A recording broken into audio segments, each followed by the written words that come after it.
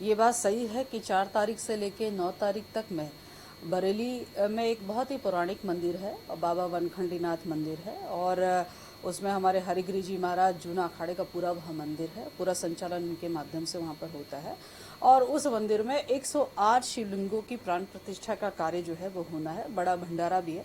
उसका निमंत्रण खाद्य विभाग को ही नहीं है, उसका निमंत्रण मेरे सभी विभागों को है। उसका निमंत्रण पूरे सचिवालय के अधिकारी, कर्मचारी और जितने मेरे जानने वाले हैं, जनप्रतिनिधिगण हैं, जितने हैं, सबको हमने जो है वो निमंत्रण दिया है। अपने निजी कार्यक्रम में सरकारी अधिकारियों और कर्मचारियों को निमंत्रण देकर विवादों में आई रेखा आर्या ने इस बात को स्वीकार किया है कि उन्होंने सबको न्योता दिया है, बुलावा भेजा है, लेकिन इस मामले में सियासत से वो अब आहत नजर आ रही हैं और सवाल उठा रही हैं। साथ में धमकी भरे अंदाज में कह रहे हैं कि उन्होंने किसी की कनपट्टी पर बंदूक नहीं रखी है। देखिए, रेखा आर्या ने निमंत्रण दिया है, कोई कनपट्टी पर बंदूक नहीं रखी है। रेखा आर्या ने निमंत्रण दिया है, स्वेच्छा है, आप सबकी भी स्वेच्छा है, आप सब भी आमंत्रित है। तो आपकी स्वेच्छा है कि भाई आप उस पुण्य कार्यक्रम में आप आना चाहते हैं अथवा नहीं आना चाहते हैं।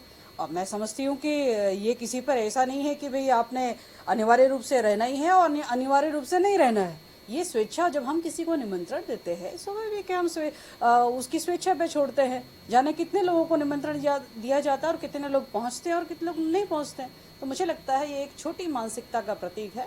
इसका समाप्त निमंत्रण दिया गया है, लेकिन किसी की कनपट्टी पर बंदूक नहीं रखी गई है, यानी कि किसी को आने के लिए फोर्स नहीं किया गया है। ये रेखा आर्या की सफाई है। उनके तेवर तीखे हैं। तेवर इसलिए तीखे हैं क्योंकि इस पूरे मामले पर सियासत हो रही है। इसीलिए अपना बचाव करने के लिए रेखा आर्या ने पूरे विवाद में अब पूर्व मुख्यमंत्री हरीश रावत को लपेटा है, उन्हें घेरा है और याद दिलाया कि कैसे उनकी बेटी की शादी में सबको बुलाया गया था। यदि किसी को अच्छे में भी बुरा देखने का दृष्टिकोण यदि हम कहीं देखते हैं तो वो कांग्रेस में दिखता है।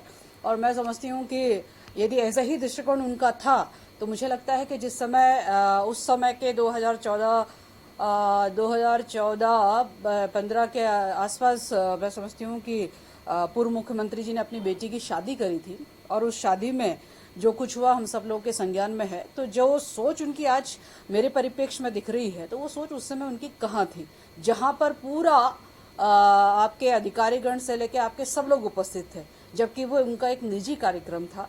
तो ये अपने आप में मैं समझती हूँ कि विचारणीय प्रश्न है। केवल एक ओछी राजनीति करने भर के लिए हम ओछी राजनीति कर रहे हैं और भगवान के नाम पे राजनीति कर रहे हैं। बहुत दुर्भाग्यपूर्ण बात है। भगवान उनको सद्बुद्धि दे।